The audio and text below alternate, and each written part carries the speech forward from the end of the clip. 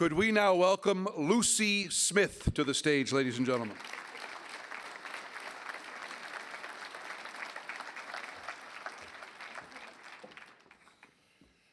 Let's watch you run for 3 minutes, all right? Here we go. To borrow from the boss, Lucy Smith was truly born to run. A two-time CIAU cross-country champion at Dalhousie University, her coach knew he had something special right from day number one. She was fearless from the start. Nothing, she just came that way and had it right from the start. So that was her courage, her positivity. Those characteristics were so obvious in her from the start. Former Dalhousie teammate Sue Stender agrees. Nothing really kind of shook her, so I mean, we could be at a race and, maybe she had had a big exam, the day before, she hadn't slept or whatever, but nothing would shake her, and she would pass that on to the rest of the team as well. So even if somebody else would say, oh, I don't feel great, it's okay, it's not going to affect your race. So she was just very positive. She laughed a lot, she laughed easily. She would laugh, she'd be on the starting line and somebody would say something and she'd be the first to laugh. And you'd say, well, she's not ready to race, but I'll tell you, she was ready to race. She just loves to be in motion. I mean, she sailed, she played basketball, I think she played soccer.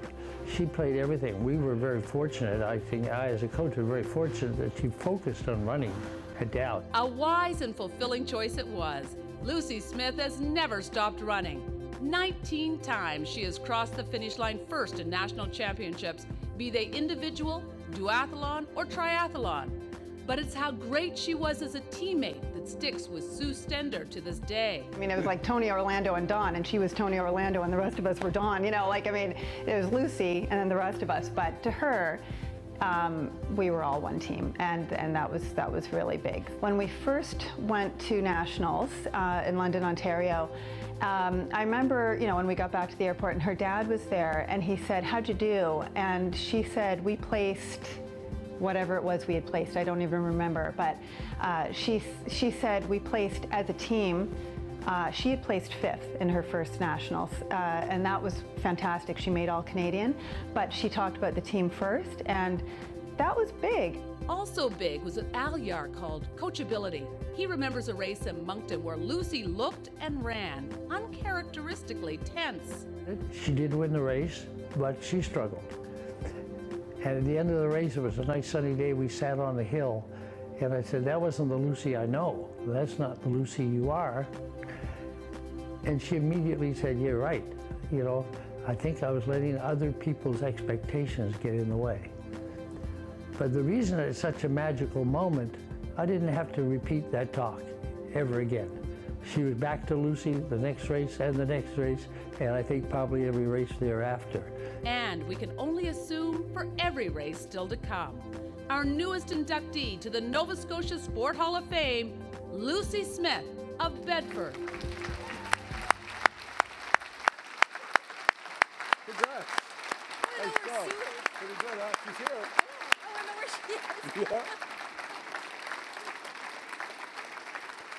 To present the plaque, we want to welcome Rob Logan, Senior Director from Scotiabank Centre.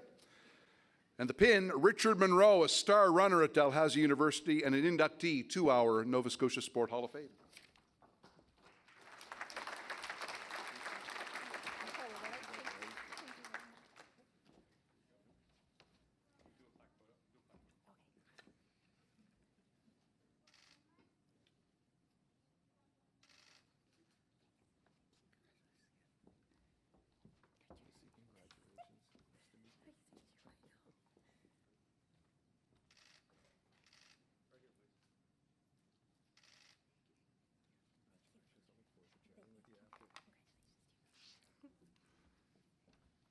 Awesome. Tony, Orlando, and Dawn. I think it's so horribly sad that you've let yourself go. It's kind of the elephant in the room. We got to address it. So, a lot of people don't find running as fun as you clearly have. this thing, you've done it your whole life, and most people don't want to pound the pavement like this. Well, why do you do it still? Because I love it. And I love it, and I started running really early. And even though I played a lot of different sports that I could run in, like basketball, I was really good at lines. And soccer, I was really good at the wing. There was something about running that it was me.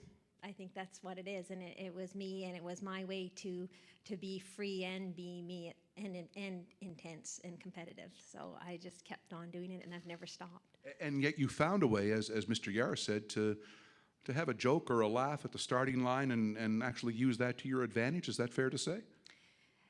Yeah. Well, I mean, I don't know where Sue is, but Sue.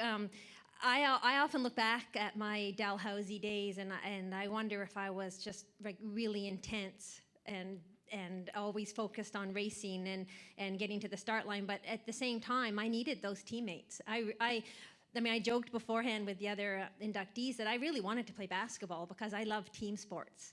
And my daughter plays soccer, and I know why she plays. And so I think it was my teammates at Dal that gave me that sense of team. And so I found a way to be a part of that team, even though we're all running our own single road race or cross-country race. When you're a 19-time national champion, this might be a tough one, but can you pick one that, for whatever reason, sticks in your mind as a moment that was just the pinnacle?